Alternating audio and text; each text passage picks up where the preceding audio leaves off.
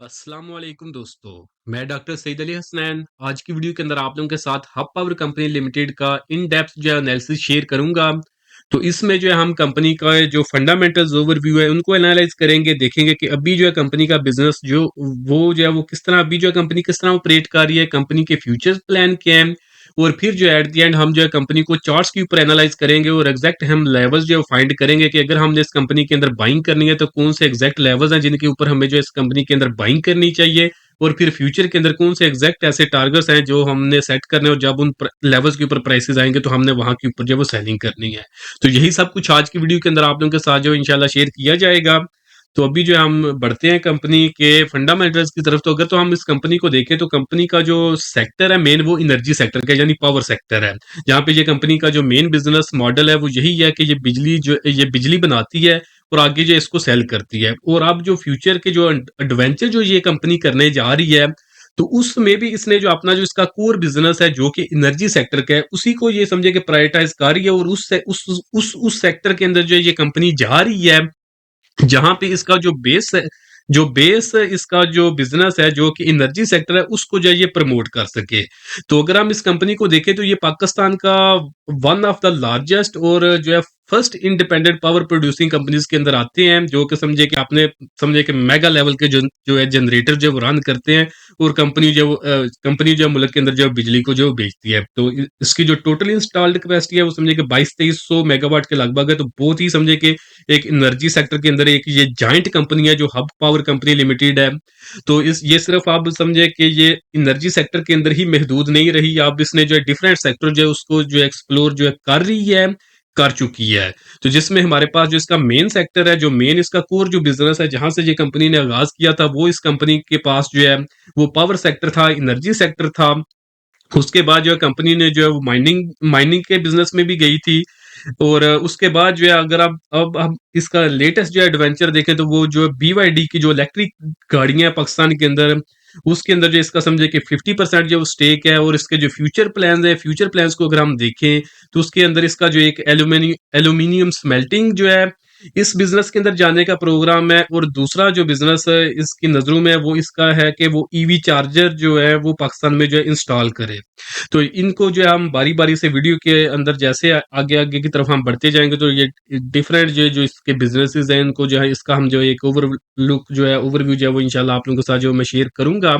तो अगर हम देखें तो ये जो IPPs है इसके बारे में तो समझे कि हर एक बंदे ने सुना होगा, चाहे उनको पता नहीं भी है तो ये समझे कि खबरों में ये पिछले 2-3 साल में समझे कि खबरों के जीने जो ये IPPs ही बने रहे थे। क्यों बने हुए थे कि इनके साथ समझे कि हमारी जो गवर्नमेंट्स थी उन्होंने इस तरह के कॉन्ट्रैक्ट्स किए हुए थे कि अगर ये बिजली इनकी आगे ये सेल ना भी करे, चाहे बिजली बनाए भी ना, तो उसके बावजूद भी इनको जो है एक फिक्स अमाउंट जो है वो मिल रहा था। तो जो कि एक मुल्की खजाने के ऊपर जो बहुत बड़ा बोझ था, तो उसको जो है वो सॉल्व करने के लिए हुकूमत ने जो है इनके साथ समझे कि निगोशिएशंस की हैं। और जहाँ पे जो है इनके साथ समझे कि डील हो चुकी है कि अब इनको जो है वो जो कैपेसिटी पेमेंट्स वगैरह थी जहाँ पे विदाउट कुछ काम किए, विदाउट कुछ प्रोड्यूस किए इन्हें जो फिक्स अमाउंट मिल रहे थे तो वो इनके जो वो बंद किए जाएंगे। तो उसका जो एक नेगेटिव इम्पैक्ट जो कंपनी के ऊपर जो वो जरूर आएगा, क्योंकि इसके जो बड़े जो 2 प्लांट हैं वो भी आगे आपको मैं बताता हूँ जिनके ऊपर इसका जो इम्पैक्ट आएगा। बट ये है कि उसके अवर्स जो है उसके ऑपोजिट साइड पे अगर हम देखें जहाँ पे ये बिजनेस के ऊपर जो एक नेगेटिव इम्पैक्ट आएगा इस चीज का, क्योंकि कंपनी को अब बगैर कुछ किए जो वो पैसे नहीं मिलने, तो नेगेटिव इम्पैक्ट तो आएगा इसके फंडामेंटल्स के ऊपर। बट इसके साथ गवर्नमेंट ने इसके लिए जो है एक एक जो है गवर्नमेंट की तरफ से इसके अंदर जो है पॉजिटिव समझे कि एक चीज शामिल कर दी गई है कि जिसके बाद जो है समझे कि जो इसकी यहाँ पे जो रेवेन्यू इसका रुक रहा है तो ये इसको जो है दूसरे तरीके से जो वो ग्रो कर लेगी कंपनी। और जो है ये डिफरेंट फिर आगे जो बिजनेसेस हैं उनके अंदर जो न्यू बिजनेस के अंदर जो ये कंपनी जब जाएगी तो ये समझे कि जो इसका इम्पैक्ट जो ये कैपेसिटी पेमेंट वाला आएगा तो उसको भी जब ये सबसाइड कर लेगी। तो अभी हम जब देखते हैं तो उसका जो अगर हम पावर सेक्टर में देखें तो इसके जो मेन पावर प्लांट है वो हब बेस प्लांट है जो कि सबसे बड़ा है आई थिंक, जो कि 1300 मेगावाट के लगभग जो बिजली प्रोड्यूस करता है। दूसरा पावर प्लांट जो है इसके पास नारोवाल पावर प्लांट है, लारैब है, CPHGC है और थर प्रोजेक्ट्स जो हैं। तो ये इसके जो मेन पावर प्लांट्स हैं जहाँ पे ये बिजली पैदा करते हैं। और अगर इन मेन पावर प्लांट्स में से अगर हम देखें तो ये जो टॉप वाले दो हैं, हब बेस प्लांट और नारोवाल पावर प्लांट। तो यहाँ पे जो समझे कि जो कैपेसिटी पेमेंट्स जो इस आईपीपी को जो मिल रही थी, तो यहाँ पे समझे कि वो गवर्नमेंट ने खत्म कर चुकी हैं। तो यहाँ पे समझे जो इनको एक फ्री पेमेंट जो मिल रही थी, तो वो समझे कि वो अब इनका जो फ्री पेमेंट्स और फ्री जो आमदनी समझे मिल रही थी, तो वो जो है इसके समझे कि बंद हो चुकी है। बट ये जो इसके नीचे वाले हैं, लारैब, सीपीएचजीसी और जो थर्ड प्रोजेक्ट्स हैं, ये सीपैक के अंदर शामिल है। तो ये इंशाल्लाह चलते रहेंगे और यहाँ से इस कंपनी की जो आमदन है वो एज कॉन्ट्रैक्ट जो है वो इसको जो है वो अपनी पेमेंट्स जो है वो मिलती रहेंगी। बट ये जो दो उसके ऊपर वाले जो प्लांट हैं, तो इसकी जो आप पेमेंट्स रुकी हैं, समझे कि यहाँ से जो आमदनी कंपनी की रुकी है, तो कंपनी जो है इनको भी यूटिलाइज करेगी। और गवर्नमेंट ने भी इनको एक समझे कि ऐसा प्लान दिया है कि जिससे जो ये इनके ये जो ऊपर वाले जो दो प्लांट हैं, इनको जो है ये इंशाल्लाह जो है डिफरेंट तरीके से जो यूटिलाइज कर लेंगे। तो ये भी आपको मैं बताता हूँ कि किस तरह जो ये यूटिलाइज करेंगे। और जो दूसरा जो बिजनेस है कंपनी का मेन, वो जो है हमारे पास BYD है। तो ये जो है वर्ल्ड वाइड ऑटो जाइंट है। जैसा कि पाकिस्तान के अंदर समझे या पूरी दुनिया के अंदर एक समझे कि टोटा एक वेल नोन ब्रांड है जो कि जापान का है, जो कि रिलायबल कंपनियों की रिलायबल गाड़ियों की वजह से मशहूर है। उसी तरह जो BYD है ना, ये वर्ल्ड वाइड चाइना का बहुत ही मशहूर और रिलायबल ब्रांड है इलेक्ट्रिक गाड़ियों के अंदर। तो जो फ्यूचर है गाड़ियों का, वो इलेक्ट्रिक गाड़ियों का फ्यूचर है। अब ये जो पेट्रोल डीजल और जो जो नॉर्मल कंबस्शन इंजन वाली गाड़ियां, समझे कि इनका ये दौर खत्म हो चुका है। मैं अभी इस वक्त इंग्लैंड के अंदर मौजूद हूँ। तो यहाँ पे समझे कि ये एक ओल्ड फैशन जो है वो उसकी तरफ चला गया, जो जो कंबस्शन इंजन है। और जो फ्यूचर है वो जो है इलेक्ट्रिक गाड़ियों का। और गवर्नमेंट भी जो है डिफरेंट तरीकों से जो है वो इलेक्ट्रिक गाड़ियों को ही प्रमोट कर रही है, इनके ऊपर सब्सिडीज दी जा रही हैं। और वैसे भी डिफरेंट तरीकों से जो है इसको जो है वो प्रमोट किया जा रहा है कि लोग जो है वो इलेक्ट्रिक गाड़ियों की तरफ जो है वो शिफ्ट हों। तो जब भी आपने इन्वेस्टमेंट करनी है, तो आपने ये देखना है कि कंपनी का फ्यूचर जो है वो प्लान क्या है, क्या जो फ्यूचर्स के अंदर जो है ग्लोबल पॉलिसीज आ रही हैं, मुल्क की जो पॉलिसीज आ रही हैं, उसके साथ जो है ये मैच कर रही है कंपनी। तो ये जो हब पावर कंपनी है, तो इसने समझे कि जो पाकिस्तान के अंदर BYD का जो वेंचर है, जो प्लांट है, उसके अंदर जो समझे कि इसकी 50% जो ये पार्टनरशिप के अंदर जो वो काम कर रही है। तो पूरी दुनिया के अंदर जो है वो इलेक्ट्रिक गाड़ियों का जो है वो समझे कि दौर आने वाला है। पाकिस्तान के अंदर भी इंशाल्लाह आएगा।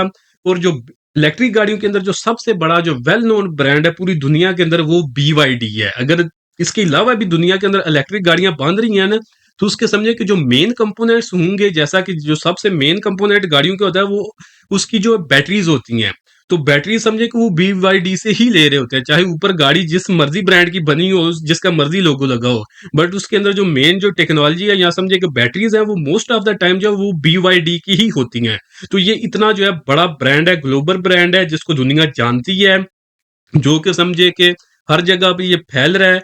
और जो है, अब मैं वेस्ट का अगर बोलूं, तो वेस्ट इससे इतना डरा हुआ है कि इसके ऊपर समझे कि डिफरेंट किस्म के बैरियर्स लगा रहे हैं कि किसी तरीके से जो है वेस्ट के अंदर इस कंपनी की जब वो ग्रोथ रुके। तो ये समझे कि इस हिसाब से इससे डरे, इतनी जो ये सक्सेसफुल कंपनी है, तो जिसकी वजह से जो है वेस्ट को इससे डरना पड़ रहा है। और इसके ऊपर जो डिफरेंट किस्म की जो रिस्ट्रिक्शंस लगा रहे हैं। और अपने जो लोकल कंपनीज है उसको अपनी समझे कि गवर्नमेंट अपनी पॉकेट से जो वो सब्सिडी दे रही है कि ताकि इनकी लोकल कंपनीज चले, क्योंकि अदरवाइज अगर गवर्नमेंट ने इंटरव्यू ना किया, तो ये जो BYD ब्रांड है, ये इतना समझे कि बड़ा जाइंट है कि ये हर एक जो ऑटो सेक्टर के अंदर जितनी भी कंपनीज है, ये उनको खाता चला जाएगा, उनको समझे कि फना करके रख देगा। ये इस तरह की जो ये कंपनी है। तो बाकी अगर हम देखें, तो एक तो ये है कि तो और ये जो BYD है, ये 50% पार्टनरशिप के अंदर हब को कंपनी के साथ जो वो काम कर रही है पाकिस्तान के अंदर। इसने डिलीवरीज पाकिस्तान के अंदर गाड़ियों की, इलेक्ट्रिक गाड़ियों की स्टार्ट कर दी है। बाकी इनका जो अपना प्लांट है, वो भी इंशाल्लाह जो है वो आई थिंक नेक्स्ट ईयर के मिड या at the end of next year जो है 2026 के एंड तक ये जो है पाकिस्तान के अंदर जो है इसका जो अपना प्लांट जो है वो भी ऑपरेशनल जो है वो हो जाएगा। तो जहाँ पे जब ये अपनी प्रोड्यूस करेंगे पाकिस्तान के अंदर, लोकल गाड़ियां जो असेंबल करेंगे, चाहे प्रोड्यूस करें, जो भी करेंगे, तो इनकी जो कास्ट मजीद जो है कम हो जाएगी और इनका जो प्रॉफिट मार्जिन है वो मजीद बढ़ जाएगा। और बाकी जिस तरह का जो जो ग्लोबल फ्यूचर डायनामिक्स है, तो ईवीज को प्रमोट किया जा रहा है। तो इंशाल्लाह उम्मीद है कि पाकिस्तान के अंदर भी जो है वो ईवीज को ही प्रमोट किया जाएगा डिफरेंट तरीकों से।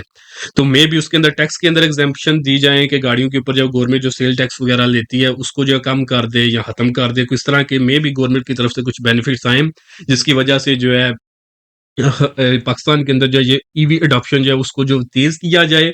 और बाकी अगर हम देखें जो वेस्ट की जो मेन ब्रांड है जो इलेक्ट्रिक गाड़ियों के अंदर, आइदर चाइना है या फिर वेस्ट के कुछ ब्रांड्स हैं।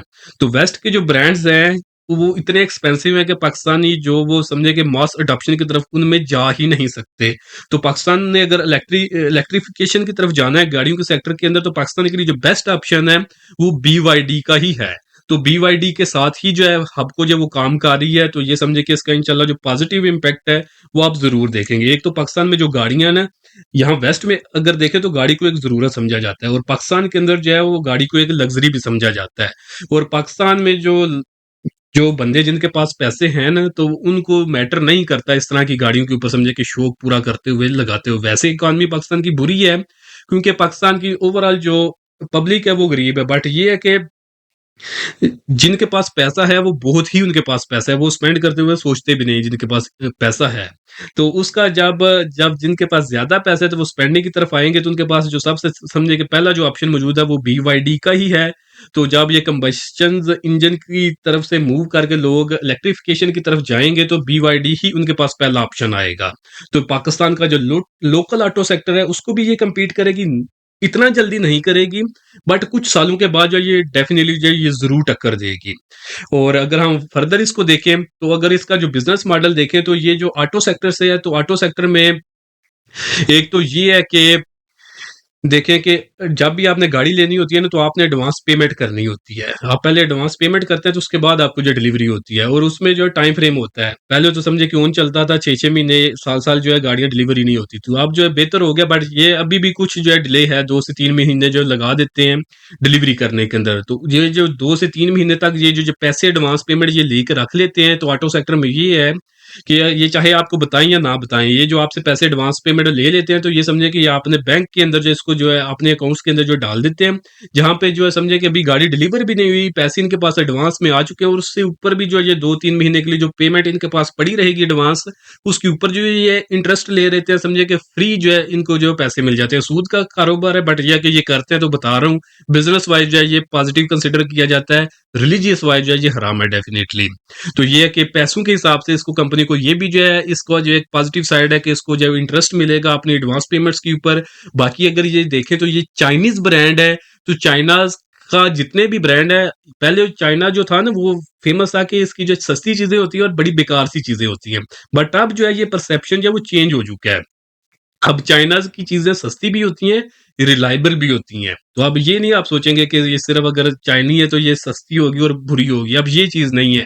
ये चाइनीज है, अब सस्ती भी होगी और ये रिलायबल भी होगी, और जो इसके कंपटीशन में दूसरी जो होगी सारी चीजें, तो वो महंगी होंगी, रिलायबल में भी होंगी वो, बट वो महंगी होंगी। बट ये जो है ये सस्ती होगी और ये रिलायबल भी होगी। और पाकिस्तान की मार्केट इस तरह की है कि यहाँ पे जो रिलायबल भी चाहिए होता है और सस्ता भी चाहिए होता है, और ये समझे कि दोनों चीजों को जो है वो इसकी जो समझे कि ये कोर वैल्यूज हैं BYD की, सस्ती भी होगी और रिलायबल भी होगी। तो ये जो ये ऑलरेडी प्रोवाइड कर रही है, तो टफ कंपटीशन देगी या मे बी कंपटीशन को जो है वो किल करे। अगर हम देखें तो यूरोपीय ये जो वेस्ट वाला जो एरिया है, सारा वर्ल्ड का जो वेस्ट है वो मैं बता रहा हूँ, तो अगर यहाँ पे देखें तो इस कंपनी ने आके समझे कि कंपटीशन को जब वो किल करना स्टार्ट किया था, लोकल जो ऑटो जायंट्स थे वेस्ट के, उनको जो इसने बीट करना स्टार्ट कर दिया था। फिर डिफरेंट किस्म की रिस्ट्रिक्शन समझे इसके ऊपर लगाई गई, या फिर समझे कि अपनी जो लोकल कंपनीज जो थी वेस्ट की उनको जो सब्सिडीज दी गई, ताकि वो इस कंपनी को जो वो बीट कर सकें। और अभी भी समझे कि ये जो है इसी कश्मकश में जो वेस्ट अभी चल रहा है कि इस कंपनी की ग्रोथ को जो वो कैसे रोकें। तो समझे कि ये इसके अंदर इतनी पोटेंशियल मौजूद है कि ये लोकल कंपटीशन को किल कर सके। एग्जाम्पल हमारे पास वेस्ट के अंदर मौजूद है, बाकी पाकिस्तान के अंदर हम जब ये फैलेगी तो तब देखेंगे कि इसके रिजल्ट जो है वो क्या आ रहे हैं। बाकी अगर हम इसका फर्दर प्लस पॉइंट देखें, तो ये समझे कि स्पेशल इकोनॉमिक जोन के अंदर जो है ये कंपनी ऑपरेट करेगी, वहां पे इसका जो प्लांट वगैरह चलेगा, तो उसका जो सबसे मेन जो है पॉजिटिव साइड वो ये है कि गवर्नमेंट जो है इसके अंदर जो है 40% का जो टैक्स होता है वो 10 साल के लिए इसको जो है एग्जम्पशन दे देगी। तो ये भी इस कंपनी के पास समझे कि कंपटीशन के लिहाज से एक जो प्लस पॉइंट है। तो ये BYD जो है समझे कि जो हबको का जो समझे जो फ्यूचर प्लान्स है ना, उसके अंदर जो ये समझे कि अब एक मेन पिलर का जो वो काम करने वाला है। और बाकी ये अगर हम देखें तो हब ये जो BYD है, BYD जो है इसका जो मेन जो बिजनेस जो मॉडल है समझे ये इलेक्ट्रिक गाड़ियां, और इलेक्ट्रिक गाड़ियां चलेंगी किसके ऊपर, बिजली के ऊपर। और बिजली जो है वो कौन प्रोड्यूस करता है, हब को प्रोड्यूस करता है। और ये इन तक सेल कैसे करेगा, ये भी मैं आपको आगे जाके बताऊंगा कि ये डायरेक्ट इलेक्ट्रिक गाड़ियों को जो है अपनी बिजली अपने जो प्लांट्स के अंदर जो जो आपको बताए हैं, जो इसके पास इतने ज्यादा इलेक्ट्रिक प्लांट हैं, उससे जो है बिजली इनको कैसे बेचेगा वो भी आगे जाके आपको बताता हूँ। बाकी इसकी एक नेगेटिव साइड है, वो भी आपने जरूर रखनी है। बाकी ये जो ट्रेड वार चल रहा है वेस्ट का और जो चाइना का, तो उसके अंदर जो है समझे कि ये एक मेन टारगेट जो है बन सकती है। कुछ साल पहले आपने देखा होगा कि जो हवावे कंपनी थी, जिसके मोबाइल फोन थे, वो इतने चल गए थे कि हर बंदे के हाथ में वो होता था, और समझे कि पूरा वेस्ट जो है ये डोमिनेट कर रहा था। और जो है पाकिस्तान के अंदर भी समझे कि हर बंदे के पास हुआवे होता था, और वो सिर्फ ये नहीं था होता कि ये चाइनीज ब्रांड है, उसको एक लग्जरी ब्रांड भी जो वो कंसिडर किया जा रहा था। और बट जब वो अपने एक समझे कि एक पीक पॉइंट के ऊपर आया था, तो फिर उसके ऊपर समझे कि बैन्स और रिस्ट्रिक्शंस इस तरह की वेस्ट ने लगाई थी कि आज समझे कि अगर आप किसी से पूछेंगे तो आपके इर्द गिर्द में भी किसी बंदे के पास भी हुआवे का मोबाइल फोन ना हो। तो अगर इसी तरह जो टारगेट बीवाईडी को किया जाता है, तो इस तरह समझे कि इसको भी जो है फुल कोशिश की जाएगी कि हवावे की तरह जो खत्म किया जाए, साइड लाइन कर दिया जाए, मार्केट से आउट किया जाए।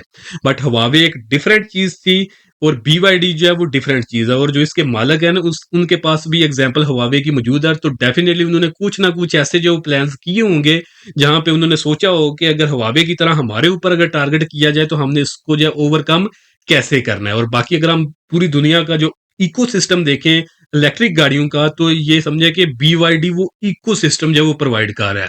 तो अब इतना इजी नहीं है कि बीवाईडी को हुआवे की तरह जो वो साइड लाइन किया जाए।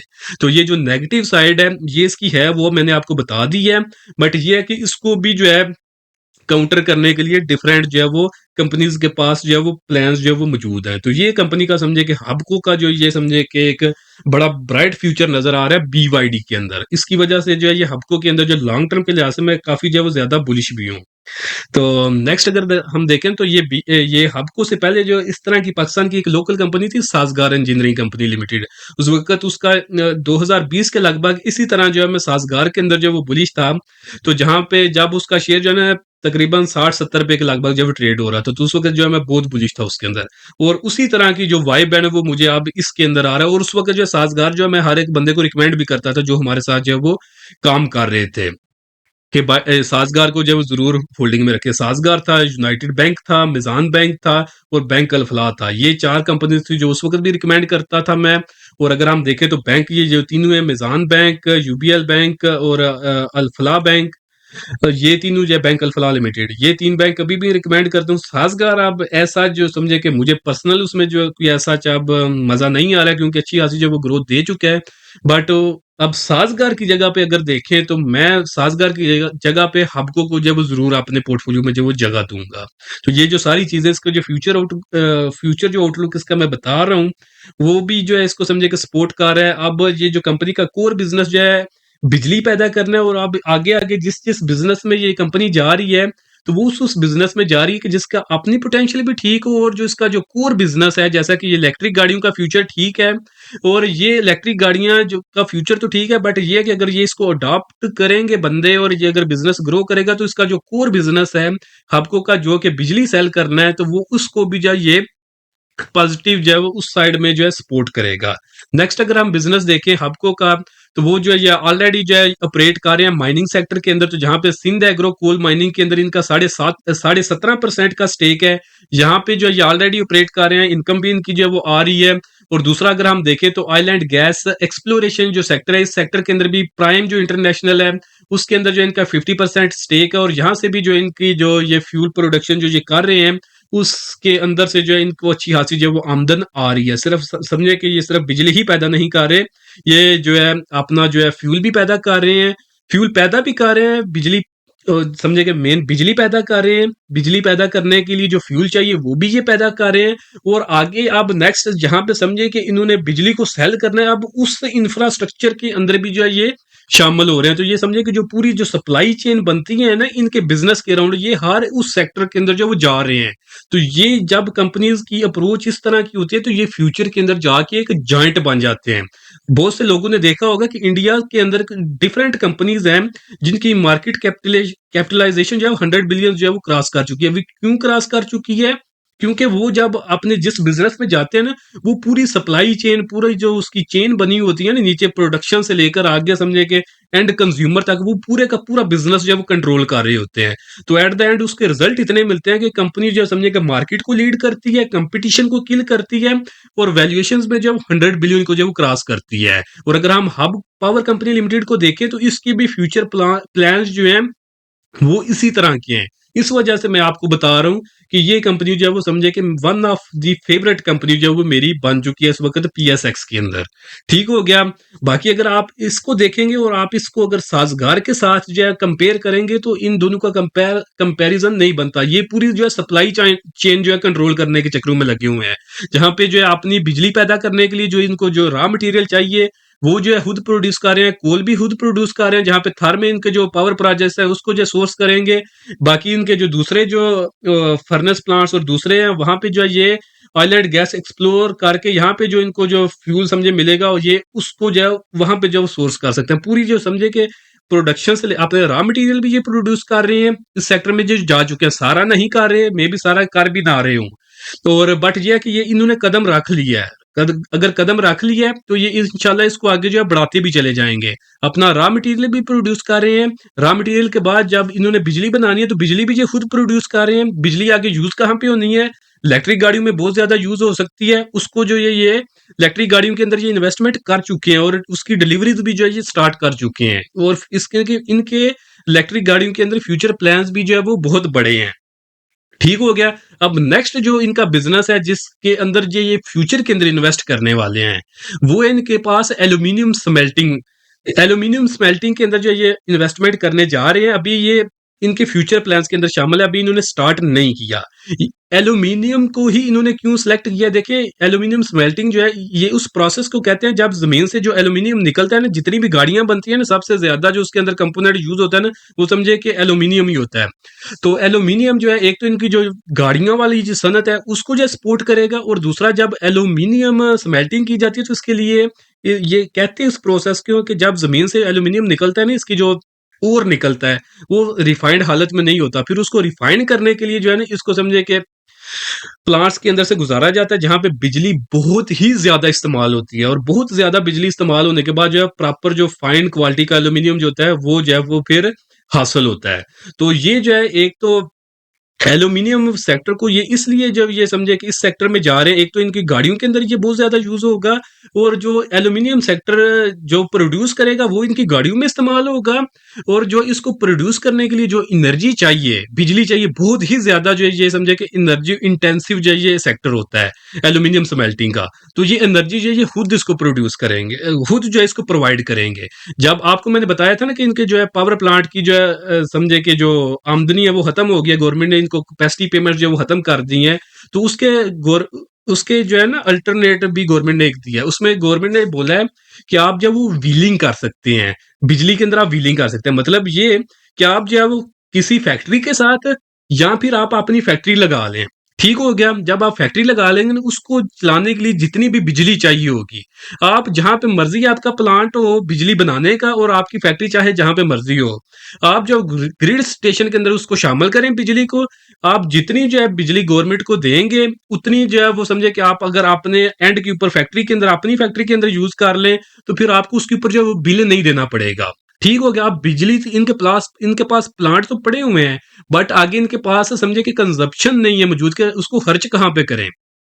तो उसको जो इनके समझे कि जो स्टार्ट के अंदर जो आपको ये बताया है हब बेस प्लांट और जो नारोवाल पावर प्लांट है, तो इनकी जब ये व्हीलिंग गवर्नमेंट जो अलाउ कर देगी, अभी इसके ऊपर पॉलिसी नहीं बनी, बट गवर्नमेंट जो समझे कि पाइपलाइंस के अंदर इसको रखा हुआ है, और बहुत जल्द जो है व्हीलिंग जो है अलाउ कर देगी, जहां पे जो है ये कंपनी अपनी बिजली बनाएगी, फैक्ट्री में भी किसी और जगह पे लगा ले, बट ये है कि अपनी बिजली ही अपनी फैक्ट्री को जो है ये सेल तो नहीं करेगी, अपनी फैक्ट्री को ही ये बिजली जो है अपनी फैक्ट्री से, अपने प्लांट से, अपनी फैक्ट्री के अंदर जो है बिजली सोर्स कर लेगी। बिजली इसके पास समझे कि ऑलरेडी जो चीप होगी, क्योंकि अपनी बनानी है, तो अपनी अगर प्रॉफिट ना ऊपर रखे तो आप जो अपना जो एंड प्रोडक्ट है, जहाँ पे आपने एल्यूमिनियम स्मेल्टिंग करनी है, तो वहाँ पे जो आप सस्ती बिजली दे सकते हैं। तो यानी जितने-जितने बिज़नेसेस में ये कंपनी जा रही है या ऑलरेडी जिस-जिस बिज़नेस के अंदर है, ये इसका जो एक्जिस्टिंग जो बिज़नेस है, उसी को जो है समझिए कि मद्देनज़र रख के तो इसकी सारी जो है फ्यूचर प्लानिंग की जा रही है। तो शॉर्ट टर्म में मे बी इसकी इतने कोई पॉजिटिव इम्पैक्ट नज़र ना आए, बट जब ये हर एक चीज़ अपनी पीक के ऊपर जाएगी,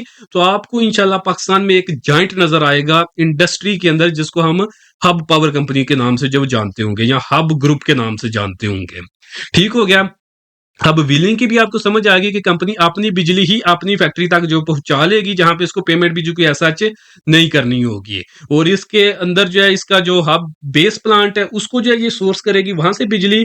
और अगर ये बिलिंग गवर्नमेंट कोई ऐसा फेवरेबल पॉलिसी नहीं बनाती, आई एम प्रीटी श्योर कि गवर्नमेंट को करना पड़ेगा। मुल्क के इकोनॉमिक हालात इस तरह के कि इसको जो इंडस्ट्री को जो है फैसिलिटी जो है वो देनी पड़ेगी। अगर नहीं भी करती तो इस कंपनी के पास ये जो है प्लान, कि इसके पास जो ये प्लांट है इनको सेल करेगी, और ऊपर से प्लांट को सेल करेगी, और नीचे जो इसके पास प्रॉपर्टी है वो भी समझे कि अरबों की प्रॉपर्टी है, उसको जो सेल करेगी, तो जो इसके पास जो पैसा कैपिटल आएगा, तो उसको जो है वो डिफरेंट एवेन्यूज के अंदर जो है ये कंपनी इन्वेस्ट कर लेगी। तो ये इसका भी फ्यूचर प्लान है एल्यूमिनियम स्मेल्टिंग। इसके अंदर अभी कंपनी जब वो देख रही है, बट अगर हम देखने के लिहाज से भी देखें तो कंपनी जो है समझे कि अपने कोर बिजनेस को मद्देनजर रखकर ही इस सेक्टर के अंदर भी जो है वो जा रही है, इस फील्ड के अंदर जा रही है।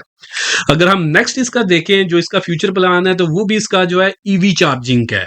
तो ईवी चार्जिंग के अंदर अगर हम देखें तो पाकिस्तान के अंदर जितनी भी oil and gas marketing companies हैं, जिसके अंदर समझे कि पीएसओ आ गया, शेल आ गया, अब तो वाफी उसको कहते हैं, बाकी हस्कोल आ गया, इस तरह की जितनी भी कंपनीज हैं लोकल, जिनके पेट्रोल पंप पाकिस्तान में लगे हुए हैं, इनके साथ समझे कि ऑलमोस्ट हर कंपनी के साथ जो है एमओयूज जो है इसने साइन कर ली हैं कि इनके जो फ्यूल स्टेशन है वहां के ऊपर जो है वो हब कंपनी जो है वो अपने इलेक्ट्रिक जो स्टेशन जो है, इलेक्ट्रिक चार्जिंग स्टेशन जो है वो लगाएगी। तो ये भी इंशाल्लाह फ्यूचर के अंदर आप इसको जो है वो देखेंगे कि ये भी जो है वो जो है आप डिफरेंट फ्यूल स्टेशंस पे जाएंगे तो वहां पे आपको इस तरह के जो है ना ये इलेक्ट्रिक जो चार्जिंग स्टेशन है ये आपको नजर आएंगे। तो आपने ज़हन में रखना है कि ये मे भी हब पावर प्लांट की तरफ से ही जो है लगाई गई होंगे, हब पावर कंपनी की तरफ से। और दूसरा, अगर ये लगा लेंगे तो यहाँ से होगा क्या, यहाँ से बिजली की जहाँ जो गाड़ियां बिजली पे चलती हैं वो चार्ज होंगी। और चार्ज कैसे होंगे? बिजली से होंगे। और बिजली कौन दे रहा होगा? हब कंपनी दे रही होगी। और बिजली बनाने के लिए जो रॉ मटेरियल है वो हब कंपनी खुद ही जो है प्रोड्यूस कर रही होगी। तो आप समझे कि फुल जो है पूरी की पूरी जो इसकी बिजनेस की जो चेन है, सप्लाई चेन है, ये सारी की सारी को खुद ही कंट्रोल कर रही होगी। तो ये समझे कि ये कंपनी का ये भी जो है इसका जो फ्यूचर जो प्रोजेक्ट है ईवी चार्जिंग का, वो भी इसका जो है इसका जो कोर बिजनेस है इलेक्ट्रिक प्रोडक्शन के साथ, उसी के साथ जो है ये अलाइन कर रहा है। तो ये भी कंपनी का जो है समझे कि एक फ्यूचर जो प्लान है, ये भी समझे कि मुझे एक बहुत ही बढ़िया चीज जो वो नजर आ रही है, समझे कि एक्सीलेंट है। इस तरह के व्यूज पाकिस्तानी कंपनीज के अंदर होते नहीं है, जिस तरह के जो ये हब कंपनी के अंदर जो है पब्लिक लिस्टेड कंपनी है। समझे कि वाम का पैसा भी इसके अंदर लगा हुआ है, बड़े बड़े इसके अंदर इन्वेस्टर्स मौजूद हैं, बट उसके बावजूद भी जो है समझे कि इस तरह की विजन जो है पाकिस्तानी कंपनीज के अंदर भी जो है वो मौजूद है। अभी जो है इम्प्लीमेंट नहीं हुआ, गवर्नमेंट की तरफ से भी कुछ समझे कि कुछ कोताहियां गलतियां हैं, कुछ लैग आ रहा है, और कंपनीज भी समझे भी थोड़ी सी हिचकिचाती हैं जब इस तरह के इन्वायरमेंट हो मुल्क के अंदर। तो बाकी इंशाल्लाह फ्यूचर जो पाकिस्तान का पॉजिटिव नजर आ रहा है। तो पॉजिटिव फ्यूचर के अंदर, पॉजिटिव पाकिस्तान के अंदर इस तरह की पॉजिटिव सोच रखने वाली जो कंपनीज है, उनको भी आप पॉजिटिव साइड के ऊपर ही ग्रो करते हुए देखेंगे इंशाल्लाह। तो ठीक हो गया। तो ये सारी चीजें इसके जो मैंने इसका करंट बिजनेस सेटअप, इसका जो इसके ऊपर जो अभी जो नेगेटिव इम्पैक्ट आया है, जिसके अंदर इसकी जो कैपेसिटी पेमेंट्स जो है कुछ प्लांट्स की वो बंद हो गई हैं, बट ये है कि उसको अल्टरनेट किया जाएगा। जो व्हीलिंग गवर्नमेंट की तरफ से आएगी कि अपनी बिजली अपनी फैक्ट्रीज को जा आप प्रोवाइड कर लें, आपको उसके ऊपर समझे कि अपनी फैक्ट्री के अंदर बिजली ऑपरेट यूज करने का बिल नहीं देना पड़ेगा। तो इस तरह करके ये जो इसका जो आर्जी इम्पैक्ट आया है, इसको जो ये ओवरकम कर लेगी इंशाल्लाह फ्यूचर के अंदर। बट ये है कि इस दौरानिए के अंदर जब तक ये शिफ्ट करेंगे उस टाइम तक तो इसकी समझे कि जो पेमेंट्स है ये रुकी रहेंगी, इसके ऊपर थोड़ा सा फाइनेंशियल क्रंच जो है वो आ सकता है, बट फ्यूचर इसका जो वो अच्छा नजर आ रहा है। ठीक हो गया। और बाकी जो है इसके जो फ्यूचर प्लान्स है और जो करंट प्लान्स है, करंट में कि तो ये बिजली पैदा कर रहे हैं, दूसरा जो है बिजली पैदा करने के लिए जो कोल और जो फ्यूल चाहिए ये भी ये खुद प्रोड्यूस कर रहे हैं, दो कंपनीज आपको बता दी हैं। और बाकी आगे जो ये बिजली प्रोड्यूस कर रहे हैं, जहां पे इन्होंने सेल करना है, तो उस सेक्टर के अंदर जो है अब ये जा रहे हैं, बना भी रहे हैं, और बनाने के लिए रॉ मटेरियल भी खुद बना रहे हैं। और अब आगे जहां पे सेल करना है, तो वो भी जो है ये खुद कर रहे हैं, जहाँ पे एल्यूमिनियम स्मेल्टिंग की तरफ जो ये जा रहे हैं और दूसरा ईवी चार्जिंग की तरफ जा रहे हैं, और जो इनका ऑलरेडी जो एक चल चुका है, तो ये भी समझे कि कंजप्शन के ऊपर ही आ रहा है, जो कि BYD इनका प्लान है। तो वहाँ पे इनकी जो बिजली समझे कि ऑलरेडी इस्तेमाल हो रही है, और जो इनके आगे जो फ्यूचर प्लान्स है वो BYD को भी सपोर्ट करेंगे, यानी जितने भी इनके बिजनेसेस होंगे सारे एक दूसरे को जो ये सपोर्ट कर रहे होंगे। तो उसके रिजल्ट जो बहुत अच्छे नजर आते हैं। तो फिर जो समझे कि एक यूनिकॉर्न्स और जो इस तरह की जो आपने स्टोरी सुनी होंगी ना स्टॉक मार्केट के अंदर, की कंपनी जो है बहुत ज्यादा ग्रोथ करती हैं, तो इस तरह की जब उनके जो विजन होते हैं ना, तो उसी इस तरह की कंपनीज ही जो है वो समझे कि यूनिकॉर्न्स जो कैटेगरी जो होती है उसके अंदर जाती है, जहाँ पे समझे कि वो 100 बिलियन मार्केट कैपिटलाइजेशन जो होती है उसका जो फिगर जो है वो क्रॉस करती है। तो इंशाल्लाह टाइम लगेगा, बट ये कि इंशाल्लाह जो है जो फ्यूचर जो है उसका जो वो पॉजिटिव नजर आ रहा है। तो अब हम इस कंपनी को जब चार्ट्स के ऊपर जो देख लेते हैं, तो चार्ट के ऊपर जब हम शुरू करेंगे कंपनी को डेली टाइम फ्रेम से, और हम ऊपर मंथली टाइम फ्रेम तक जाएंगे, क्योंकि इस कंपनी के अंदर जो है समझे कि काफी थोड़ा सा फ्यूचर का आउटलुक मैंने शेयर किया है इस वीडियो के अंदर। तो हम फ्यूचर के आउटलुक को अगर हमने चार्ट के ऊपर एनालाइज करना हो तो उसके लिए बेटर ये होता है कि हम इसको वीकली और मंथली टाइम फ्रेम के ऊपर जो है एनालाइज करें। तो बाकी 1 डे के टाइम फ्रेम के ऊपर जो हबको को मैंने जो ओपन कर लिया है, तो अगर हम इसके चार्ट के ऊपर देखें तो ये जो शेयर है इसने कंसोलिडेट किया था, यहाँ पे अगर हम देखें ना तो आर्क फॉर्मेशन के अंदर, तो जहां पे इसके पास रेजिस्टेंस थी तकरीबन 148 रुपए के लगभग। तो पूरी फॉर्मेशन जो आपको मैं बना के दिखा देता हूँ। तो जब इसने 148 रुपए के ऊपर जब वो क्लोजिंग दी थी, तो इसने जो है 1 डे के टाइम फ्रेम के ऊपर जब वो बाई का सिग्नल जब जनरेट कर दिया था। तो ये जो 1 डे के टाइम फ्रेम के ऊपर सिग्नल जनरेट होते हैं, तो ये अपने जो टारगेट अचीव करते हैं, ये समझे कि अचीव करते हैं तकरीबन 2 वीक से लेकर 2 मंथ के अंदर। तो जब ये इसने ये सिग्नल जो है जनरेट किया था, तो इस यूट्यूब चैनल के ऊपर भी आप लोगों के साथ जो है शेयर किया गया था। चैनल के ऊपर अगर आप जाके देखेंगे, हब कंपनी को अगर सर्च करेंगे हमारे चैनल के ऊपर, तो आपको जो है ये जो सिग्नल है यहाँ पे जो है जो मैं बना रहा हूँ ये आपको नजर आ जाएगा। बाकी प्रीमियम ग्रुप के अंदर भी हमने शेयर किया था, जुलाई के मिड के अंदर हमने ये शेयर किया था। तो यहाँ पे अगर आप देखेंगे, तो जब इस कैंडल के ऊपर जो फर्स्ट इसने ब्रेकआउट किया था, तो यहाँ पे हमने जो इसके अंदर जो बाई का सिग्नल शेयर कर दिया था। बाई थी हमारी 135 से 150 की रेंज के अंदर। अभी हम जब इस शेयर को जब चार्ट के ऊपर जब वो देख लेते हैं, तो अभी जो जुम्मे वाले दिन इस शेयर ने जो हाई लगाया है वो 156 का लगाया है। यहाँ पे इसने ब्रेकआउट किया था, यहाँ पे हमारी इसके अंदर बाइंग रिकमेंडेड थी। और उसके बाद अगर आप इस चार्ट को इस फोटो के अंदर अगर आप देखेंगे, तो उसके बाद इस कैंडल के बाद कोई कैंडल ऊपर जो है वो नहीं थी बनी इस ब्रेकआउट के बाद। बट अभी जो है ये कि अल्हम्दुलिल्लाह जो टारगेट से बताए थे उसकी तरफ जो है कैंडल्स जो है आप समझे कि अपना सफर जो अपसाइड के ऊपर जो है वो आगाज कर चुकी हैं। ऑलमोस्ट जो फर्स्ट टारगेट इस सिग्नल के अंदर बताया था उसको जो है वो अचीव करने के करीब आ चुके हैं। फर्स्ट टारगेट 158 के, तो 157 का आई थिंक इन्होंने जुम्मे को हाई लगाया है। बाकी सेकंड टारगेट जो है इसका बनता है वो हमारे पास 169 का, और जो फाइनल टारगेट बनता है वो 183 रुपीज का है। तो ये जो 3 टारगेट बताए हैं ये इसके अंदर शॉर्ट टर्म के ही टारगेट है, जिनका दुरानिया 2 वीक से 2 मंथ का होगा। बाकी ये हमने इसकी डिस्कशन कर लिया है इस शेयर की 1 डे के टाइम फ्रेम के ऊपर। ठीक है, जिन लोगों का टाइम फ्रेम इतना है 2 वीक से 2 मंथ का, तो वो इस बाइंग रेंज के अंदर बाइंग करें, जो कि बाइंग आपको बताया जी 135 से 150 के अंदर जो आप इसमें बाइंग करें। और ऊपर जो 3 टारगेट बताए हैं ये आपके 3 टारगेट होंगे। ठीक हो गया, ये उन लोगों की कहानी यहाँ पे खत्म जो लोग 2 वीक से 2 मंथ के लिए काम करते हैं। अब जो कहानी स्टार्ट होगी उन लोगों के लिए जो कि लॉन्ग टर्म के लिए इन्वेस्टमेंट करते हैं। तो अब पहले हम जो है इसको वीकली टाइम फ्रेम के ऊपर देखते हैं। तो वीकली टाइम फ्रेम के ऊपर जो हमारे पास जो लेवल्स या टारगेट आते हैं ना, तो उसके जो टारगेट्स जो अचीव होने के अंदर जो फाइनल टाइम लगता है वो 3 महीने से लेकर बल्कि 2 महीने से लेकर 6 महीने का जो वो टाइम लग सकता है। तो यहाँ पे अगर हम देखें ना, तो डेली टाइम फ्रेम पे इसने सिग्नल जनरेट किया था। जब इसने जनरेट किया था सिग्नल जो मैंने शेयर कर दिया था, ठीक है, वही सबसे पहला हमारे पास समझे कि सिग्नल बनता था। और उसके बाद अगर हम देखें ना, तो वीकली टाइम फ्रेम के ऊपर, तो वीकली टाइम फ्रेम के ऊपर भी इस शेयर ने जो सिग्नल जनरेट किया था। क्यों जनरेट किया था, यहाँ पे अगर हम देखें तो वीकली टाइम फ्रेम के ऊपर ये जो शेयर है ये अपने अप ट्रेंड के अंदर था। अप ट्रेंड के अंदर जो इसने कंसोलिडेट किया है, तो कंसोलिडेशन जोन के अंदर समझे कि प्राइसेस ना ही कोई ऐसा ऊपर की तरफ जाती हैं और ना ही कोई ऐसा जब नीचे की तरफ जाती हैं। बट ये है कि जब उस कंसोलिडेशन जोन का ब्रेक करती हैं अपसाइड के ऊपर, तो फिर प्राइसेस जो है बड़ी स्पीड के साथ जो है वो ऊपर की तरफ जो है वो जाती हैं। तो यहाँ पे अगर आप देखें तो इसने जो है ये ट्राइंगल फॉर्मेशन के अंदर जब कंसोलिडेट किया था, और उस ट्राइंगल फॉर्मेशन की इसके पास जो रेजिस्टेंस थी वो 142 रुपए की थी। और 7 जुलाई का जो वीकली इसने क्लोजिंग दी थी वो 144 के ऊपर दी थी। सक्सेसफुली जो ये क्लोजिंग दे चुके हैं। उसके बाद अगर हम 2 कैंडल्स को देखें तो इन्होंने इसके ऊपर ही जो है सस्टेन किया है। एक तो यहाँ पे हमारे पास ये ट्राइंगल फॉर्मेशन की जो है कंफर्मेशन आ चुकी है कि इसका जो है इसने ब्रेकआउट किया है।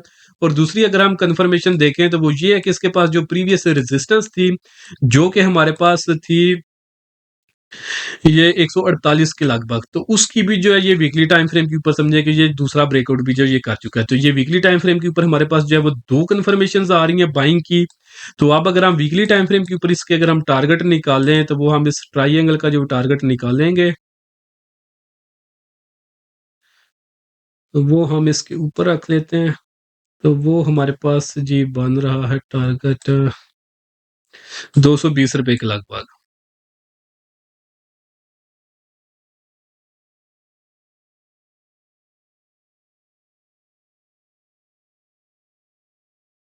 रिस्क टू रिवार्ड रेशियो हमने सिग्नल के हिसाब से इसके अंदर जो है वो 3 की रख ली है। एक्सपेक्टेड गेन 44 का है इसके अंदर, 44% का। और अगर हम इसको देखें, पहले आपको मैंने 2 वीक से 2 मंथ के 3 टारगेट बता दिए। वेल एंड गुड, जिन्होंने उतना काम करना है, गुड बाय टाटा। और वो लोग जो 2 से 6 महीने के लिए काम करना चाहते हैं, तो उनके अगर हम टारगेट्स को देखें तो फर्स्ट टारगेट जो है वो ₹170 के लगभग है, जो कि इसका प्रीवियस हाईएस्ट लेवल है। सेकंड टारगेट 197 है, 200 का फिगर जो ज़हन में रख लें, और जो इसका फाइनल टारगेट बनता है, वो हमारे पास तकरीबन ₹220 के लगभग बनता है। तो ये जो है इसके पास हो गए टारगेट हमारे पास 2 महीने से लेकर 6 महीने के टारगेट। बाकी अगर हम इसको देखें ना इस शेयर को, तो ये जो है हमारे पास शेयर जो है इसके अंदर एक्सपेक्टेड गेन जो है वो 44.5% का नज़र आ रहा है। तो अब एक दिन के अंदर जब 10% का जो वो अपर कैप लगता है, तो अगर तो प्राइसेज़ इसके ऊपर जाने लगे और upper cap back to back upper cap लगाए ना, तो ये 5 दिन के अंदर जो है ये अपना फाइनल टारगेट अचीव कर सकता है। बट अगर ये ना हो तो फिर जो एक रियलिस्टिक अप्रोच है वो मैंने आपको बता दिया कि 2 महीने से लेकर 6 महीने जो है ये टाइम ले सकता है। बाकी उम्मीद है कि अगर मार्केट इसका साथ देगी तो इंशाल्लाह ये बहुत जल्द जो है टारगेट अचीव कर लेगा। बट ये जो एक रियलिस्टिक अप्रोच है वो मैं इसलिए बताता हूँ ताकि जो लोग अनरियलिस्टिक अप्रोच के साथ जो है शेयर के अंदर इन्वेस्टमेंट करते हैं ना, तो वो थोड़ा सा एहतियात करें, वो इससे दूर ही रहें तो ठीक है। क्योंकि अगर तो ये फ़ौरन ऊपर जाने लगा तो वो तो फिर तो ठीक है, वो तो खुश हो जाएँगे। बट अगर जो इन्होंने जो इसका रियलिस्टिक टाइम 2 से 6 महीने का अगर इतना टाइम ले लिया, तो उन्होंने समझे कि फिर रोना-धोना जो है वो स्टार्ट कर लेना कि शेयर हमारे पास हमारे पैसे जो है इस शेयर में फँस चुके हैं और हम जो है अब लॉस में जा रहे हैं। हालाँकि वो लॉस में नहीं होंगे, बस वो अनरियलिस्टिक जो एक्सपेक्टेशन जो है वो कर रहे होंगे। सिग्नल जो है वो फ़ॉलो करते हैं 6 महीने वाला और देखते हैं कि टारगेट जो है हमारे वो 6 घंटे के अंदर जो है अचीव हो जाए। तो इस तरह नहीं होता, अपनी जो है वो आपकी जो भी बाइंग की जो स्ट्रेटजी है उसको पहले आप डिफाइन करें। अगर आपका होल्डिंग पीरियड जो है वो 1 दिन से लेकर 1 वीक है, तो आप सिर्फ इंट्राडे जो ट्रेडिंग होती है वो आप करें। अगर आपका होल्डिंग पीरियड जो है वो समझे कि 2 वीक से लेकर 2 मंथ का है, तो फिर आप जो 1 डे के टाइम फ्रेम के ऊपर सिग्नल जनरेट होते हैं उनके ऊपर आप जो वो काम करें। अगर आपका होल्डिंग पीरियड 2 महीने से लेकर 5-6 महीने का है, तो फिर आप जो वीकली टाइम फ्रेम के ऊपर जो सिग्नल जनरेट होते हैं उनके ऊपर काम करें। और अगर आपने सालों पे मुहित करके अपनी इन्वेस्टमेंट करनी है, तो फिर जो है आप फॉलो करें कि आपको जो है सिग्नल जनरेट हो मंथली टाइम फ्रेम के ऊपर। तो मंथली टाइम फ्रेम के ऊपर भी हम इसको जब देख लेते हैं, तो जहाँ पे समझे कि टारगेट जो अचीव करने में सालों से जो है ज़ायद का जो टाइम शेयर जो है वो ले सकता है। तो इसको हम इस देखते हैं मंथली टाइम फ्रेम के ऊपर, कि मंथली टाइम फ्रेम के ऊपर ये शेयर हमें जो है वो क्या बता रहा है। ठीक है, इस फॉर्मेशन को यहाँ पे जो मैं लगा रहने देता हूँ, इसको रिमूव मैं नहीं करता, क्योंकि ये भी एक इसका जो न्यू सिग्नल है। तो यहाँ पे अगर हम देखें ना मंथली टाइम फ्रेम के ऊपर, तो ये शेयर प्रॉपर अप ट्रेंड के अंदर आ रहा था 2006 से लेकर। तो इसने जो हाई लगाया था वो 146 का लगाया था, और यहाँ पे आके जो इसने कंसोलिडेट किया था, कंसोलिडेशन जोन था इसका 2017 से लेकर 2024 का 3 जून 2024 तक, इतने जोन तक जो है इसने कंसोलिडेट किया, इतने सालों तक। देखें भाई, मंथली टाइम फ्रेम के ऊपर जब कंसोलिडेशन होती है तो वो जो है फिर इसी तरह का जो वो टाइम फ्रेम लेती है। बट ये कंसोलिडेशन जो इसने की थी इस आर्क फॉर्मेशन के अंदर, इस आर्क फॉर्मेशन के अंदर जो इसके पास रेजिस्टेंस थी ₹146 की थी। इस कैंडल को अगर आप देखेंगे 3 जून 2000 जो जून के अंदर बनी थी 2024 के अंदर, इस कैंडल ने क्लोजिंग दी थी ₹163 के ऊपर। सक्सेसफुली यहाँ पे इसने ब्रेकआउट कर दिया था। तो जब इस तरह का कोई भी ब्रेकआउट होता है, स्ट्रांग ब्रेकआउट, तो उसकी कंफर्मेशन यही होती है कि एक दफा ये जो है ब्रेकआउट के बाद प्राइस जो है वो नीचे आए, तो नीचे जो इसके पास जो स्ट्रांगेस्ट जो सपोर्ट का लेवल है ना, उसको टेस्ट करें। तो फिर जब यहाँ पे समझे कि जब 2024 को इसने ब्रेकआउट कर लिया था तो इसके पास नीचे जो है वो 2 सपोर्ट थी। एक तो इसका ब्रेकआउट लेवल की सपोर्ट थी 146 की, एक तो ये था कि यहाँ से जो ये रीटेस्ट करके ऊपर की तरफ उठ जाता, वेल एंड गुड हो जाता। बट जो दूसरी थी इसके अंदर वो ये थी कि ये अपने ट्रेंड को भी जो है वो रीटेस्ट कर ले, कि या कि ये प्रॉपर अप ट्रेंड के अंदर ही है, या फिर जो है ये समझे कि यहाँ पे जो इसने ब्रेकआउट किया ये ब्रेकआउट नहीं है, एक फेक आउट है, लोगों को ट्रैप इसने किया है।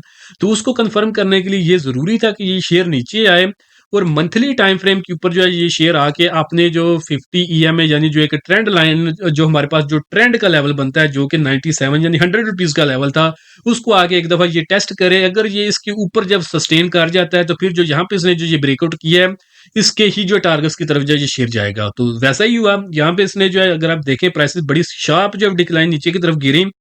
नीचे जो है यहाँ पे इसने आके अपना 50 ईएमए जो कि इसका ट्रेंड था 100 का, इसको इसने रीटेस्ट किया और यहाँ पे भी इसकी प्राइसेस ने ज्यादा देर रुकी नहीं थी। जैसे ही इसको इसने टेस्ट किया था और यहाँ पे जो मंथली क्लोजिंग इसके ऊपर ही जो वो आई थी और उसके बाद जो कभी प्राइसेस जो वो इसकी नीचे नहीं आई। यहाँ पे अगर आप देखेंगे तो हर मंथली जो कैंडल है इसकी ऊपर की तरफ ही जो वो बन रही है। और अगर हम इस मंथ की कैंडल को देखें, अभी इस मंथ की कैंडल क्लोज नहीं हुई, बट ये है कि जो ये इसने जो ब्रेकआउट किया था ना, एक तो इसने इस ये दोबारा से, अगर हम जब मंथली टाइम फ्रेम के ऊपर ब्रेकआउट होता है ना, तो आप मंथली टाइम फ्रेम के ऊपर भी जब रीटेस्ट कंफर्म कर सकते हैं और वीकली टाइम फ्रेम के ऊपर थोड़ा सा कम्प्लेक्स हो जाएगा, आप इसको बस छोड़ दें। बट अगर ये देखें कि इसके पास जो ये मंथली टाइम फ्रेम के ऊपर जो इसके पास रेजिस्टेंस थी, तो अगर हम वीकली टाइम फ्रेम के ऊपर अगर आके देखें तो इसके पास 146 की मंथली टाइम फ्रेम पे रेजिस्टेंस थी। तो 2 वीक हो गया लगातार इस रेजिस्टेंस के ऊपर जो है ये क्लोजिंग दे रहा है और वीकली टाइम फ्रेम के ऊपर समझे कि इसने एक जो है न्यू सिग्नल जनरेट कर दिया। तो ऑलरेडी मंथली टाइम फ्रेम के ऊपर जो इसने सिग्नल जनरेट किया हुआ था, डेली टाइम फ्रेम के ऊपर उसके बाद इसने जनरेट किया और वीकली टाइम फ्रेम के ऊपर भी जो 2 कंफर्मेशन जो है ये प्राइस एक्शन के ऊपर जो वो दे चुका है कि इसकी प्राइस जो है वो ऊपर की तरफ जो है वो जानने वाली हैं। तो ये सारी चीज़ें अब हमें ये सपोर्ट कर रही हैं और बाकी कंपनी का जो फंडामेंटल एस्पेक्ट है वो भी आप लोगों के साथ मैंने शेयर किया है। तो ये सारी चीज़ें आप इसके अंदर जो है पॉजिटिविटी ही इंडिकेट कर रही हैं। तो आप जो है, आप अगर हमने इस शेयर के अंदर बाइंग करनी है तो आप समझे कि ये शेयर समझे कि लॉन्ग टर्म इन्वेस्टमेंट के लिहाज से आइडियल बन चुका है। कंपनी के फ्यूचर प्लान्स भी बहुत अच्छे हैं माशाल्लाह, और दूसरा चार्ट के ऊपर भी जब लॉन्ग टर्म के लिहाज से मंथली टाइम फ्रेम के ऊपर जो है ये शेयर काफ़ी स्ट्रांग नजर आ रहा है। तो अब मंथली टाइम फ्रेम के ऊपर हम इसके जो वो टारगेट निकाल लेते हैं। तो अब वो लोग जो समझे कि जिनकी इन्वेस्टमेंट का दौरानिया वो 1 साल से ज्यादा का होता है, तो अब ये जो टारगेट इसमें बताऊंगा ये उन लोगों के लिए होंगे। बाकी उम्मीद है कि ये जो टारगेट अभी आप लोगों को मैं बताऊंगा तो वो इंशाल्लाह साल से पहले ही जो है पूरे ये कर लेगा, अगर ये अपने ट्रेंड को सस्टेन करता है। तो इसका जो ये जो ट्रेंड बन ये जो अब इस ब्रेकआउट के बाद जो इसका जो फाइनल टारगेट बना है ना मंथली टाइम फ्रेम के ऊपर, ये हमारे पास 236 रुपए का है। एक्सपेक्टेड गेन की बात कर लें ब्रेकआउट से लेकर, तो इसका जो है फाइनल टारगेट का वो 61% के लगभग जो वो नजर आ रहा है। तो ये 236 रुपए के लगभग समझे कि टारगेट जो एक्सपोज कर चुका है कि यहाँ तक इसकी प्राइसेस जो वो आ चुकी हैं। तो ये भी वो समझे उन लोगों के लिए है जो कि ज्यादा देर के लिए भी लॉन्ग टर्म इन्वेस्टमेंट जो वो नहीं करना चाहते। ठीक हो गया, ये मैंने समझा कि आपको 2 वीक से लेकर 2 मंथ के भी टारगेट बता दिए हैं, बाकी 2 मंथ से लेकर 6 मंथ के भी टारगेट बता दिए हैं, और नेक्स्ट 1 साल का समझे कि 2025 से मिड 2026 के जो इसके फाइनल टारगेट बन सकते हैं जो कि 236 के हैं वो भी आपको बता दिए हैं। ये है कि उन लोगों के लिए ये समझे कि ज्यादा देर के लिए ना तो ट्रेड करना चाहते हैं ना ही इन्वेस्टमेंट करना चाहते हैं। तो ये तीनों की मैं समझे कि आइडियल कंडीशंस तीनों इन्वेस्टर्स की उनके हिसाब से जो मैंने बता दी हैं। ठीक हो गया। और अब वो लोग आते हैं जिन्होंने समझे कि 5 साल 10 साल के लिए इस शेयर को रखना है। ठीक है, अब वो लोग जो है इस शेयर को जो है वो 150 के लगभग जो खरीदना शुरू कर दें, इसके करीब जितना खरीद सकते हैं खरीद लें। स्टॉप लॉस डेफिनेटली आपने रिस्क मुताबिक आपने जरूर प्लेस करना है, और उसके बाद आप इस शेयर को लेकर रख लेंगे और लेकर रख के आप भूल जाएंगे उतनी देर तक जब तक ये मंथली टाइम फ्रेम के ऊपर अपना ट्रेंड ब्रेक करके डाउन ट्रेंड के अंदर जब वो दाखिल नहीं होता। ठीक हो गया। वहां पे जैसे कि यहाँ पे आपको 60% के टारगेट बताए जा रहे हैं, 60% का एक्सपेक्टेड गेन 1 साल का आपको बताया जा रहा है, वहां पे आपने फिर 60% एक्सपेक्ट नहीं करना। आपने इसको लेके रख लेना है, भूल जाना है कि, और आपने इसको सिर्फ बेचना उसी सूरत के अंदर है जब मंथली टाइम फ्रेम के ऊपर जो है ये अपना ट्रेंड ब्रेक करके दोबारा से अपने अप ट्रेंड को ब्रेक करके डाउन ट्रेंड के अंदर दाखिल होगा। तो वहां पे सारा इसका समझे कि ट्रेंड के ऊपर जब डिपेंड करेगा। ट्रेंड अगर इसका कंटिन्यू रहता है, अगर 10 साल 20 साल ट्रेंड इसका कंटिन्यू रहता है, अगर हम इस शेयर का मेजर ट्रेंड देखें ना, तो ये जब से इसने जो अपना अप ट्रेंड के अंदर ये शेयर दाखिल हुआ था 2010 से। तो मंथली टाइम फ्रेम के ऊपर अभी तक जो है ये शेयर अपने अप ट्रेंड के अंदर है। तो जिन्होंने इसके अंदर 2010 में जो है बाइंग की थी 35 रुपए के ऊपर, तो आज जो है शेयर जो है ये 152 रुपए के ऊपर जब ट्रेड हो रहा है, तो उसके अंदर काफ़ी जो है ये डिविडेंड भी देते रहे हैं, बोनसेस भी देते रहे हैं, बहुत कुछ जो है ये अपने इन्वेस्टर्स को जो है देते रहे हैं। तो ये सिर्फ यही नहीं कि ये शेयर 35 रुपए से उठकर 152 के ऊपर आया है, इसके अलावा भी इस कंपनी ने जो बहुत ही कुछ जो है अपने इन्वेस्टर्स को दिया है। तो अभी भी जो है अगर हम देखें तो इस शेयर ने अपना ट्रेंड जो है वो ब्रेक नहीं किया, तो ट्रेंड कंटिन्यूएशन की ही फॉर्मेशन जो कि आर्क फॉर्मेशन है उसका इसने ब्रेकआउट किया है। तो ये समझे कि जिन से लोगों से ये 10 साल पहले इसके अंदर अपॉर्चुनिटी मिस हुई थी, तो यहाँ पे समझे कि आज जो 10-15 साल जो है उसके बाद भी जो है इस शेयर के अंदर जो दोबारा से एक अपॉर्चुनिटी जो डेवलप हुई है, जो कि मैंने हर एस्पेक्ट के लिहाज से आप लोगों के साथ शेयर कर दी है, तो आप इसको लेकर रख सकते हैं लॉन्ग टर्म के लिए। और आप इसको लेके रखेंगे उतनी देर के लिए जितनी देर तक ये अपना अप ट्रेंड सस्टेन करेगा। जब ये अपना अप ट्रेंड जब ब्रेक करके अपने डाउन ट्रेंड के अंदर दाखिल होगा, तो वहां पे जो है आप अपनी प्रॉफिट बुकिंग करेंगे लॉन्ग टर्म के लिहाज से। बाकी आप लोग चैनल को सब्सक्राइब कर लें, इंशाल्लाह आप हमारे साथ जुड़े रहें। जब ये फ्यूचर के अंदर वो टाइम आएगा, तो इंशाल्लाह ज़रूर आप लोगों के साथ जो वो हम कोशिश करें कि वो शेयर करें। तो जब आएगा तो आपको बता दिया जाएगा। चैनल आप सब्सक्राइब कर लें, ताकि जब वो 20 साल के बाद वो लेवल अगर या वो सिनेरियो आ जाए 10 साल के बाद या 10 महीने के बाद या 10 दिन के बाद, जब भी वो सिनेरियो बने जहाँ पे ये अपना मेजर अप ट्रेंड ब्रेक करके डाउन ट्रेंड के अंदर दाखिल होगा, तो वो इंशाल्लाह आप लोगों के साथ शेयर कर दिया जाएगा। तो अगर आपने चैनल को सब्सक्राइब किया होगा तो आपसे वो मिस नहीं होगा। बाकी आप लोग अपनी भी रिसर्च करें। मेरी तरफ से जितना था, जितना मुझे पता था, उसमें से कुछ जो आप लोगों के साथ मैंने शेयर कर दिया है, और आपके भी कंसेप्ट थोड़े से क्लियर कर दिए हैं। बाकी आप लोग अपनी भी रिसर्च करें।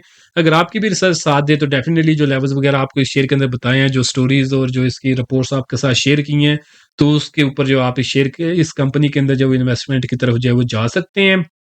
बाकी अगर आप लोग चाहते हैं कि फ्यूचर के अंदर आपको टाइमली बाय सेल के सिग्नल मिलते रहें, तो उसके लिए जो आप हमारा प्रीमियम ग्रुप जो है वो ज्वाइन कर सकते हैं। तो जिसके लिए आप नीचे दिए गए व्हाट्सएप नंबर पे मैसेज करके आप उसकी जो डिटेल्स ले सकते हैं। तो आज के लिए दोस्तों इतना ही, मिलता हूँ आप लोगों से नेक्स्ट वीडियो में।